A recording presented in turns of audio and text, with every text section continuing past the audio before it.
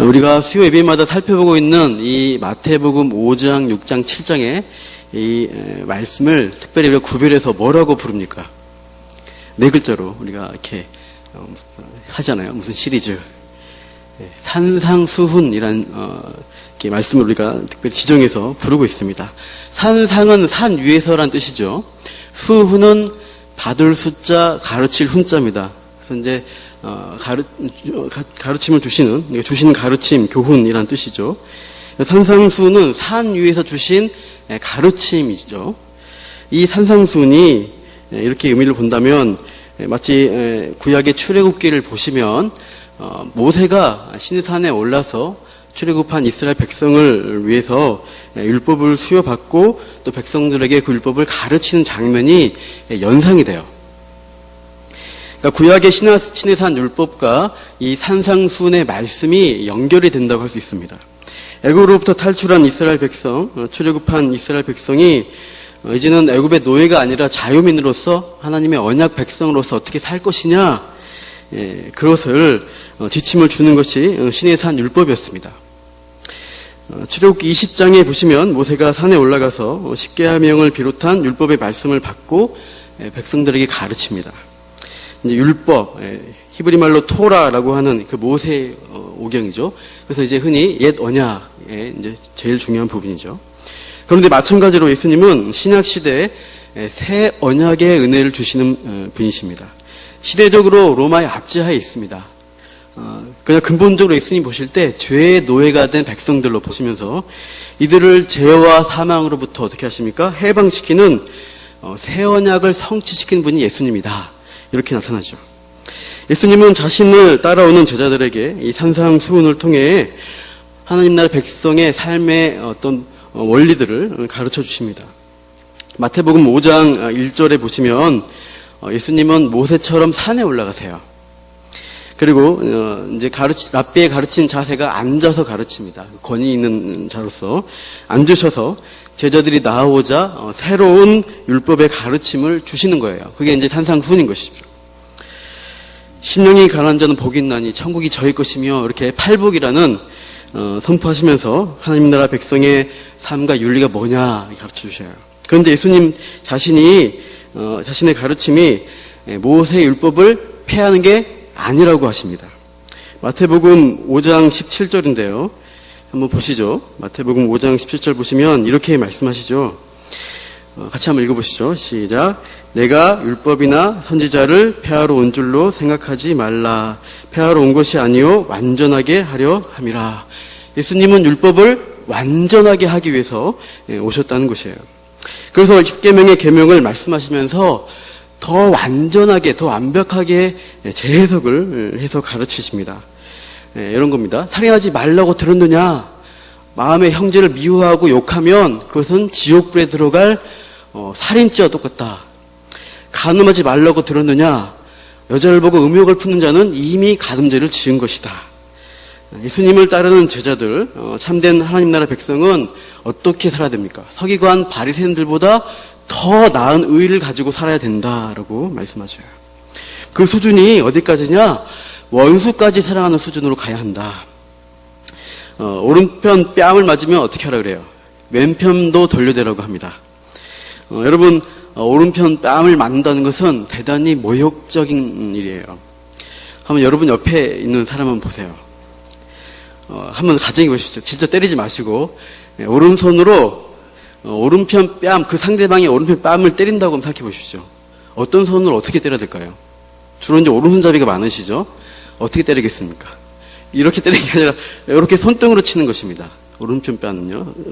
손등으로 이렇게 탁 치는 건데 여러분 손등으로 맞는 게 기분이 나빠요? 손바닥으로 맞는 게 기분이 나빠요? 둘 다 기분 나쁘지만 손등이 뭔가 더 기분이 더 상합니다. 은근히. 그래서 이게 뼈가 있으니까 더 아프겠죠. 그래서 이제 유대인에게도 손등으로 맞는 것은 굉장히 능욕하고 경멸하고 모욕적인 어떤 행동으로 받아들여집니다. 그러나 예수님은 그러한 수모를 당하고도 어떻게 하라는 거예요? 다시 왼편 뺨을 들이대라는 것입니다. 그렇게 할 만큼 악한 자와 대적하지 말라. 즉 선으로 악을 이기라고 말씀하셔요.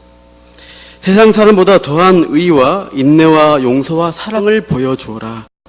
그것이 하나님 나라 백성의 모습이다. 더 완전한 율법을 요약적으로 가르쳐 주신 말씀이 7장 12절입니다. 아까는 5장 12절인데 다시 7장, 우리 본문 바로 앞에 7장 12절 같이 읽어보시죠. 시작. 그러므로 무엇이든지 남에게 대접을 받고자 하는 대로 너희도 남을 대접하라. 이것이 율법이요 선지자니라. 예. 열심히 이제 지난 시간 박창룡 목사님 하신 황금률입니다. 열심히 선을 행하라. 열심히 대접하고 섬기라. 열심히 사랑하라. 는 긍정의 말씀이에요. 하지 말라가 아니라 하라. 적극적으로 선을 행하는 그 말씀으로 도전을 주시고 있어요. 이것이 이제 율법의 완성이라는 그 말씀의 시작과 끝에 이제 최종적인 연결이 되고 있습니다. 이렇게 해서 산상순의 본론은 끝이에요. 끝이 났어요. 그리고 이어지는 오늘 읽었던 13절 이후의 말씀은 좀 더 내용이 첨부된 결론부와 같습니다. 그동안 이제 말씀을 잘 들었다. 너희들이 잘 들었으니까 예수님이 이제 뭘 말씀하셔야 돼요? 실천하고 적용해야지라고 말씀하시는 거예요. 너의 삶 가운데 이것을 실천하라고 도전하는 말씀을 주십니다. 근데 그것을 세 가지 예화로, 비유적인 예화로 말씀하시는데요. 보시면 세 가지 예화는 이렇습니다. 좁은 문과 넓은 문, 또 좋은 나무와 나쁜 나무, 지혜로운 건축자와 미련한 건축자의 비교가 나타납니다. 이 세 가지 비유에 공통점이 있죠. 형식적으로 공통점이 있습니다. 예수님은 두 가지 선택 사안을 주시는데 둘 중에 하나를 선택하라, 이렇게 결단을 요구하는 말씀을 하셔요. 예수님은 그 두 가지 선택 중간에 이제 사지선다, 오지선다, 6가지, 7가지, 10가지 그런 다양한 선택지 중에서 하나 골라봐라고 말씀하시는 게 아닙니다. 뭐 아니면 도, 둘 중 하나야라고 말씀하시는 거예요. 세 번째, 제3의 선택지는 없습니다. 중간지대가 없어요. 성경 가르침을 보시면 적당히 이렇게 살아라고 하시는, 그렇게 중간을 선택하라는 말씀이 없습니다. 좋은 나무로 아름다운 열매를 맺든지 못된 나무로 나쁜 열매를 맺든지, 지혜롭게 반석에 집을 짓든지 아니면 어리석게 모래 위에 집을 짓고 나중에 무너지든지, 그 둘 중 하나뿐이다 라고 말씀하셔요. 오늘 본문은 뭐라고 하십니까? 13절 14절 보시면 좁은 문으로 들어갈 거냐 넓은 문으로 들어갈 거냐, 어디로 들어갈지 너희가 선택하라. 둘 중에 하나밖에 없다라고 말씀하셔요. 그런데 우리 현대인들은 어떻습니까? 현대 문화, 특히 우리 시대에 제일 좀 잘 활발한 게 쇼핑 문화라고 할 수 있습니다. 저도 쇼핑하는 걸 좋아합니다. 근데 이제 인터넷 쇼핑을 좋아하는데 다양한 선택권을 가지고 이것저것 비교하면서 고를 수가 있게 되어 있는 시스템이에요, 지금이. 그래서 이것저것 선택해보고 다 누려보는 것이 익숙한 문화라고 할 수 있습니다. 쇼핑몰, 마트 가보면 온갖 가지수의 물건들이, 다양한 물건들이 많이 있습니다. 여러분, 하물며 아이스크림을 보십시오. 지금 덥잖아요. 50% 할인한 아이스크림이 저 아래에 가게에 많이 있습니다. 더우니까 이제 한 번씩 사 드시는데, 제일 이제 싼 게 막대기에 달려있는 하드 아이스크림이죠. 종류도 많고 맛도 다양합니다.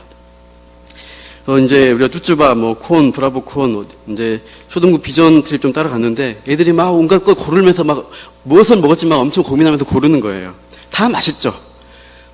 그래서 저는 너무나 다양한 게 생기니까 항상 저는 새로운 게 나오면 그거 한번 먹어봐요. 어떤 맛이냐 하면서.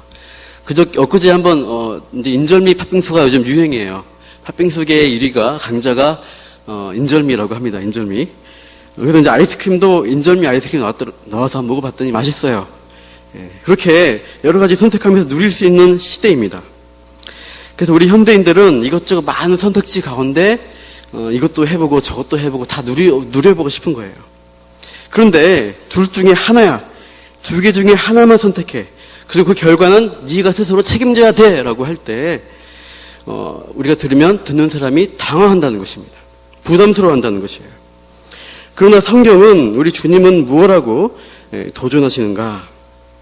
어디로 들어갈지 선택하라고, 좁은 문인지 넓은 문인지. 근데 우리 주님이 두 개 중에 하나가 답이다가 아니라 이제 뭐 둘 다 어느 쪽에 상관없다가 아니라 주님이 추천을 해주셔요. 물건도 친절하게 이거다라고 추천을 주시는 게 13절입니다. 13절 처음 보시면 이렇게 말씀하시죠. 좁은 문으로 들어가라. 명령조로 말씀하십니다. 좁은 문으로 가든 넓은 문으로 가든 알아서 가면 다 뭐 길이니까 뭐 되겠지, 다 통하겠지. 그냥 이렇게 무심코 말씀하지 않으시고요. 선택의 결과가 얼마나 엄중한 결과가 있는지를 분명하게 가르쳐 주십니다. 좁은 문으로 들어가라 이렇게 추천해 주시면서 왜 이 좁은 문, 좁은 길이어야 하는지 그 이유를 말씀하시죠. 우리 본문에 13절, 14절 읽으시는데요. 13절에 멸망으로 거기 부분부터 같이 읽겠습니다. 시작. 멸망으로 인도하는 문은 크고 그 길이 넓어 그리로 들어간 자가 많고 생명으로 인도하는 문은 좁고 길이 협착하여 찾는 자가 적음이라. 여러분, 크고 넓은 문은 어떻습니까? 느낌이. 크고 넓다고 하니까 들어갈 때 걸리적거리지도 않고 편해요. 길도 넓으면 평탄하게 잘 갈 수 있습니다. 다니기가 아주 좋습니다.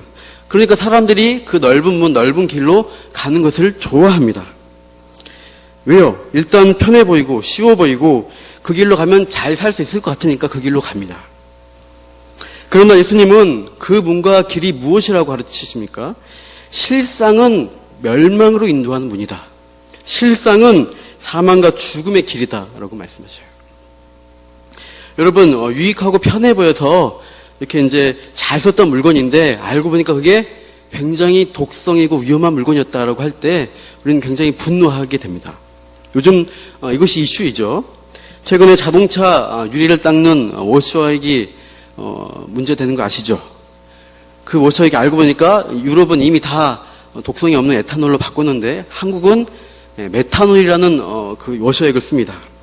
그게 눈에 들어가고 우리 호흡기 들어가면 어떻게 돼요? 마비가 오고 눈이 멀어버리는 맹독성 물질이라는 거예요. 그러니까 이제 한참 난리가 났습니다, 지금. 또 최근에 이제 이번 주에 에어컨 필터가 또 문제래요. 자동차나 가정에 있는 에어컨, 공기청정기 필터를 보니까 거기에 항균 필터를 넣게 돼 있는데 그 필터에 독성 물질이 나온다는 거예요, 지금. 들으셨어요? 예. 지금 또 이제 이게 이제 그 독성 물질 제가 보니까 말이 어렵는데 옥틸 이소티아졸론 그런 물질이에요. 피부 부식을 일으키고 눈에 막 눈을 상하게 하고 막 그런답니다. 이게 가습기 살균제 독성 물질과 비슷하다 해서 지금 현재 논란이 되고 있는 물질이에요. 우리가 이제 가습기 살균제 유명한 사건이죠. 지금까지 집계된 피해자 수를 제가 찾아보니까 현재 피해자가 4,000명이 넘었습니다. 그리고 사망자는 780명입니다. 지금 현재 이제 이렇게 계속 접수를 받으니까 그렇습니다. 그리고 현재 신고되지 않은 잠재적인 피해자까지 계산해 보면은 200만 명까지 갈 수 있다라고 지금 추정을 하고 있어요. 어떤 남자분이 지난번 이제 옥시의 사장이 부사장인가 와가지고 그 이제 인터뷰할 때 방송하는 걸 봤는데 그 남편이 사랑하는 임신한 아내를 위해서 자기가 열심히 가습기를 틀어줬다는 거예요. 깨끗하게 하려고 그 이제 살균제를 넣어가지고 했는데 뭐예요? 결과적으로 자기가 자기 아내와 아이를 죽게 만든 장본인이라고 하면서 절규하는 것을 봤어요. 한동안 잊혀지지 않았던 모습입니다. 깨끗하고 좋은 공기 마시면서 잘 살고 건강하게 하도록 노력했는데 알고 보니까 뭘 먹인 거예요? 죽음의 물질을 마시고 먹였던 것입니다. 우리가 이제 참으로 안타까운 일이고 분노할 일입니다. 제대로 된 피해 보상이 이루어져야 할 것이고 진정성 있는 사과를 하고 또 재발이 방지된 노력이 반드시 필요한 것입니다. 그런데 우리가 오늘 본문 말씀을 보면서도 동일하게 더욱더 무서운 현실인 것을 고민을 해야 합니다. 사람들 보기에 넓은 문, 크고 좋은 길을 보니까 사람들은 어떻게 해요? 들어가기 편하고 걸어다니기도 좋아 보입니다. 잘 사는 수 있는 길로 보여요. 나한테 유익할 것 같아요. 그러니까 그 끝이 어디로 이어진지 생각하지도 않고 보이는 대로 그 길을 따라갑니다.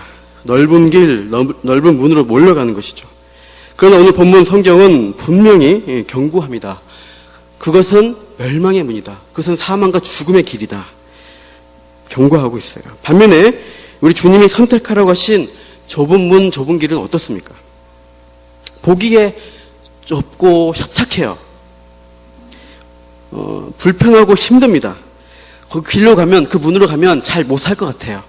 불편하고, 또 그 문이 좁으니까 어떻게 해야 돼요? 많은 것들을 가지고 갈 수가 없습니다. 내 것들 내려놓고 들어가야 돼요. 길이 좁고 불편하니까 가다가 넘어지고 다치고 까이고 고단합니다. 아이고 힘들다 생각이 많이 드는 길이에요. 마치 죽는 길 같고 실패하는 길같이 보이는 것이라는 것이죠. 그래서 주님은 말씀하십니다. 거기가 생명으로 인도하는 문이다. 거기가 참으로 살 수 있는 길이다. 살려면, 정말 생명을 얻으려면 힘들어도 좁은 문, 좁은 길로 들어가라 명령하십니다. 그 좁은 문을 어떻게 통과할 수 있을까요, 우리가? 좁은 문은 무엇인가? 예수님께서 내가 양의 문이라고 말씀하셨죠. 예수님이 바로 좁은 문이십니다. 우리 요한복음 10장 9절을 함께 읽으시죠. 내가 문이니 누구든지 나로 말미암아 들어가면 구원을 받고 또는 들어가며 나오며 꼴을 얻으리라. 또 예수님은 이렇게 말씀하십니다. 누가복음 9장 23절 아무든지 나를 따라오려거든 자기를 부인하고 날마다 제 십자가를 지고 나를 따를 것이니라. 문 말씀하시고 따르는 길을 말씀하십니다. 예수님 따라가는 좁은 길은 어떤 길이냐? 자기를 부인하는 길이에요. 십자가의 길입니다. 내 마음 안에 자아가 있잖아요. 내가 잘 되고 싶은 자아. 이것을 꺾는 거예요. 그래서 자아는 낮아지고 예수님의 마음, 하나님께 순종하는 그 길을 걸어가는 것이죠. 우리 로마서 8장 13절을 읽으시죠. 너희가 육신대로 살면 반드시 죽을 것이로되 영으로서 몸의 행실을 죽이면 살리니. 넓은 길은 육신대로 몸의 행실을 따라 살아가는 삶의 방식이라고 할 수 있어요. 현대사회는, 타락한 이후 이 세상의 모든 삶의 방식은 항상 인간의 자아를 만족시키는 삶입니다. 자아 만족, 자아 성취, 이제 좋은 말로 자아 실현, 이것을 포장해서 너를 위해서, 너 자신을 위해서 잘 먹고 잘 살아라. 이렇게 속삭여온 길이 이 세상의 길이에요. 제가 자기 발전하고 자기 개발하는 게 나쁘다는 게 아닙니다. 노력해야 됩니다. 학생도 공부해야 됩니다. 하나님이 주신 재능과 달란트를 개발하고 발전시켜서 잘 사용해야 돼요. 그런데 문제는 이 모든 삶의 중심에 내가 하나님 되는 목적으로 사는 거고 내 자아와 자기 중심적으로만 살아가는데 내 인생의 모든 목적과 삶의 방향을 두고 있다면은 그게 뭐예요? 멸망으로 인도하는 넓은 문이요 넓은 길이다 라고 성경은 말씀하고 있어요. 그러니까 내 삶의 중심에 죄악된 자아와 탐욕이 아닌 선하신 하나님이 계시다면요 우리의 인생의 목적과 삶의 방식이 매우 달라질 겁니다. 예수님을 따라, 말씀을 따라 자아를 죽이며 살아가는 인생이 되는 거예요. 자아를 죽이면 나의 이익과 성공을 포기하는 선택을 하면 내 인생이 실패할 것 같고 내가 죽는 것 같은 느낌이 들 겁니다. 이렇게 가면 안 되는데, 이렇게 되면 인생 망할 것 같은데, 실패할 것 같은데, 그런 인간적인 마음이 은근히 들 수 있어요. 하지만 하나님이 이 길을 가길 원하신다면 그 길을 가는 거예요. 일이 안 되는 것 같아요. 가다 보면 그러나 하나님이 되게 해주세요. 하나님이 바른 길 잘 선택했다고 확신을 주세요. 좀 지나면요. 그게 좁은 문이고 좁은 길입니다. 아브라함이 우르에서 살았습니다. 그 당시 수메르 문명, 최첨단의 도시 문명에 살았던 사람이에요. 거기 살면 아주 편하게 잘 살 수 있었던 사람이죠. 그러나 아브라함은 모든 기득권을 다 내려놓고 먼 이국 땅으로 떠나는 겁니다. 이웃들이 이렇게 수군수군 할 수 있습니다. 거기에 무슨 큰 땅 사놨어요? 거기에 무슨 대궐 같은 집이 있어서 누가 초대했나요? 거기에 확실한 보장된 미래가 있어서 떠납니까? 아브라함은 뭐라고 대답할까요? 아니요. 거기에 아무것도 보장된 것이 없습니다. 갈 바를 알지 못하고 그저 가는 겁니다. 다만 하나님의 약속을 믿음으로 이 좁은 문, 좁은 길을 갈 뿐입니다. 오늘 본문식으로 말하면 이렇게 대답했을 것 같아요. 실제로 그 길을 가보니까 어때요?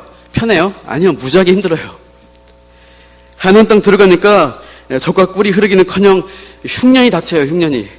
배고픔의 위협에 부닥칩니다. 어떻게 먹고 살지.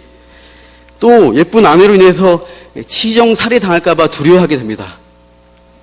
땅 한 평도 없어가지고 가나안 사람들 정착촌 있잖아요. 그 도시 사이사이에 임시 텐트 치면서 겨우겨우 나그네로 살아가요. 그러니까 아브라함은 기본적인 의식주를 누리는데도 불편하고 또 문화생활 하기가 거의 힘들었을 거예요. 그러나 그때마다 하나님이 어떻게 하셔요? 우리가 성경 보시면 아시듯이 말씀을 주세요. 힘들고 넘어질 것 같을 때 말씀을 주시고 확신을 주세요. 내가 너에게 복을 주겠다. 복이 되게 하겠다. 이 길이 복된 길이다. 잘 갔다. 라고 알려주신다는 거예요. 아브라함은 하나님이 책임지시는 인생으로 살아갔다. 그래서 우리가 성경을 보면 잘 압니다. 알 수 있습니다. 제가 목회자의 길을 선택할 때가 기억이 났습니다. 제가 몇 번 말씀드리긴 했지만 저는 목사가 되기가 싫었어요. 불편하고 힘들고 보장되는 것도 없고 안정성도 없는 길이다. 요즘 인기 있는 직장은 뭡니까? 여전히 공무원, 교사입니다. 38선, 4호정, 56도라는 단어가 나온 지도 10년이 되었습니다. 무슨 뜻인지 아시죠? 38선, 38세에 직장 퇴직할지 선택해야 된다. 그래서 38선이에요. 4호정, 45세는 정년이다. 56도, 56세까지 회사에 있으면 도둑놈이다. 이렇게 하는 거예요.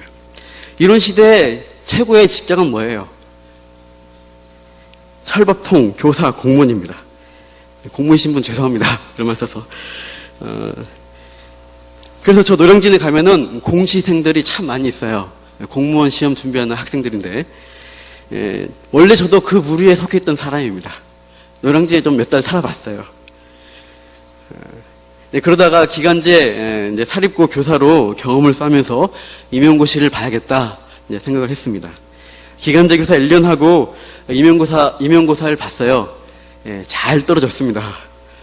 이제 기간제 2년차 시작하기 전에 이제 제대로 공부해가지고 이제 준비해야지, 임용고사 이제 시험 봐서 붙어야지.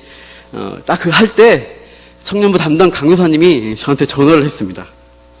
다음 주일 청년부 총회인데 청년부 회장을 출마하라는 거예요. 저보고 단독 후보로. 이번에 할 사람이 없으니까 네가 해야 된다. 저는 강도사님께 앞으로 1년의 저의 계획과 과정을 간략하게 말씀드렸어요. 그래서 이렇게 준비된 시간이 됐습니다. 근데 이제 그분의 간곡한 부탁에 제가 이제 기도하고 다시 말씀드리겠습니다라고 전화를 끊었습니다. 그때 제가 이제 공부하다가 스트레스 받는 거 푼다고 신촌에 게임장이 있었어요. 농구공 넣고 총 쏘고 하는 게임장이 있었어요. 거기서 이제 좀 놀고 있는데 갑자기 이제 그 전화 받고 심각해졌어요. 임용고시를 1년 또 포기해야 되나.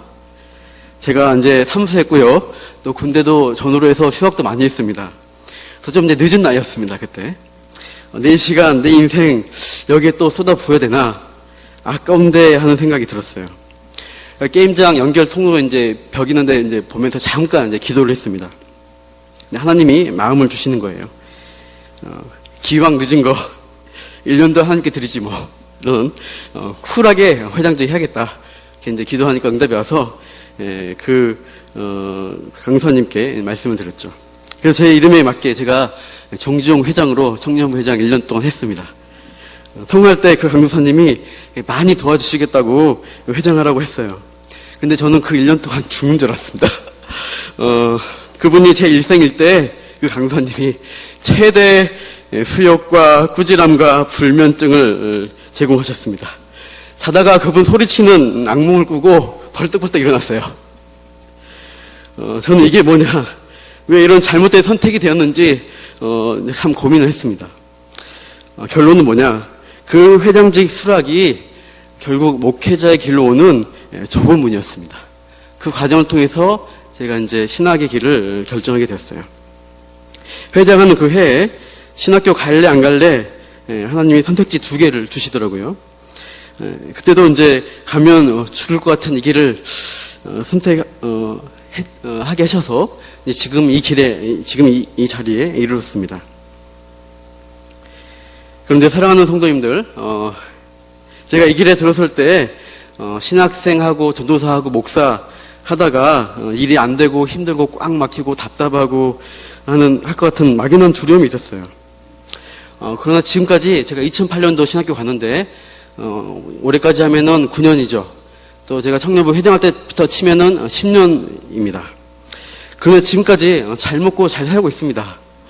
보시다시피 결혼 못할 줄 알았는데 신학교 간 그 해에 하나님이 바로 결혼시켜 줬어요. 결혼하고 둘 다 가난한 신학생 전도사라 등록금도 빠듯하고 어떻게 사나 했는데 하나님이 희한하게 다 채워주시더라고요. 그래서 공부 다 할 거 다 하고 사역 다 했습니다. 그리고 다윤이 두 자녀를 가장 적절한 때에 주셨어요. 그래서 공부하고 교육활동 하는데 지장이 없게 해주셨습니다. 무엇보다도 남문교회라는 지금 좋은 교회, 또 이건희 목사님과 좋은 목사님들, 전사님, 동역자들을 만나게 해주셔서 지금 현재 목회 경험과 배움의 기회를 잘 가지고 있는 게 감사합니다. 사랑하는 성도 여러분, 주님은 우리에게 2가지 선택지만 주세요. 1번 아니면 2번 하지 이런 선택이 안 됩니다. 둘 다 하면 안 되나 이런 선택도 안 됩니다.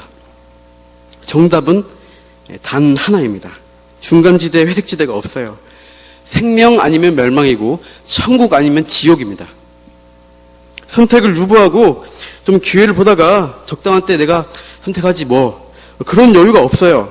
우리 인생의 종착점에 도달하기 전에 하나님 말씀으로 여러분이 계속 도전받을 겁니다. 좁은 문이냐 넓은 문이냐 지금 선택하라. 주님의 추천은 뭐예요? 좁은 문으로 들어가래요. 좁은 문으로 들어가기 힘쓰십시오. 먼저는 예수님이란 문을 통과해야 돼요. 교회에 오래 다녔어도 저 본당문 3개 달려있는데 이 예배당에 그 문 열면서 왔다 갔다 하셔서도 그냥 교회 마당문 밟고 다니면 좁은 문을 통과하신 게 아니에요. 내가 뼛속까지 죄인이구나. 참 예수님 만나고 그 보혈을 통과한 경험이 없으면 넓은 문, 넓은 길 가운데 여러분이 여전히 계신 거예요.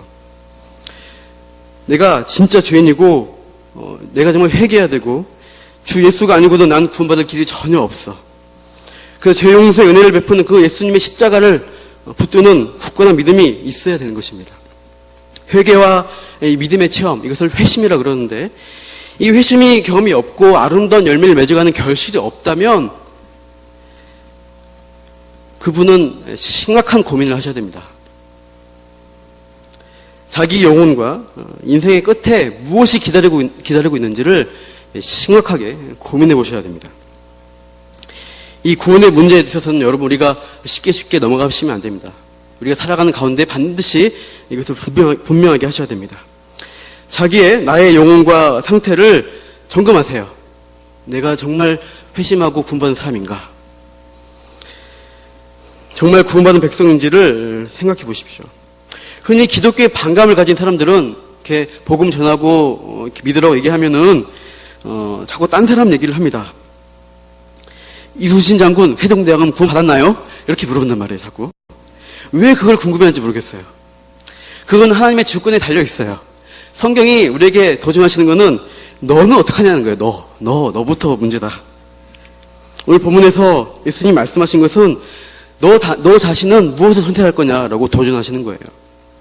우리 요한복음 보십시오. 베드로가 예수께 여짜오되 주님 이 사람은 어떻게 되겠습니까? 라고 요한복음 21장에 물어봅니다. 그러니까 예수님이 뭐라 그래요? 내가 올 때까지 그를 머물게 하고자 할지라도 너한테 무슨 상관이냐? 너는 나를 따르라. 너는 너의 할 일, 너의 사명을 하면 된다라는 것입니다. 내 양을 치고 내 양을 먹이라. 이 사명 가지고 네가 원치 않은 곳일지라도 사명의 길을 걸어가면 된다는 것입니다. 남 일에, 남의 부르심에 자꾸 따지지 말라는 거예요. 너 자신의 부르심에 집중하라. 우리 마태복음 16장 13절 한번 보시죠. 이렇게 묻습니다. 사람들이 인자를 누구라 하느냐? 이렇게 물으니까 뭐라 대답하니까 14절 같이 읽어보시죠. 이르되 더러는 세례 요한, 더러는 엘리야, 어떤 이는 에레미야나 선지자 중에 하나라 하나이다. 예수님이 뭐라고 도전하세요? 남들 얘기 말고 너희는 나를 누구라 하느냐? 너는 나를 어떻게 보고 있느냐? 너와 나의 관계는 뭐냐라고 물으세요. 여러분은 예수님이 누구라고 생각하세요? 여러분과 예수님의 관계는 어떠세요, 지금? 그분이 여러분의 좋은 분이 되시고 있습니까? 그분을 따르는 나의 좁은 길을 지금 내가 걸어가고 있나요? 주는 그리스도시요 살아계신 하나님의 아들입니다. 이 베드로의 고백이 나에게도 있습니까? 그 고민을 하셔야 돼요. 이 진실한 고백을 하시면서 오늘도 우리가 좁은 문, 좁은 길 걸어가시는 저와 또 모든 사랑하신 성도님들 되기를 축원합니다. 이 길이 힘들지만 그 끝에는 뭐가 있어요? 생명과 영원한 복과 소망이 있습니다. 가는 길이 고통스럽고 고난이 많습니다. 힘든 길일지라도 누가 함께 하세요? 성령님으로 함께 하시면서, 성령께서 함께 하시면서 우리와 동행하시면서 우리가 감당할 수 있는 새 힘을 그때그때 공급해 주십니다. 그래서 우리는 좁은 문, 좁은 길을 기쁘게, 즐겁게, 힘들지만 걸어갈 수가 있는 것입니다. 다 함께 이 좁은 문, 좁은 길을 걸어가시기를 축원합니다.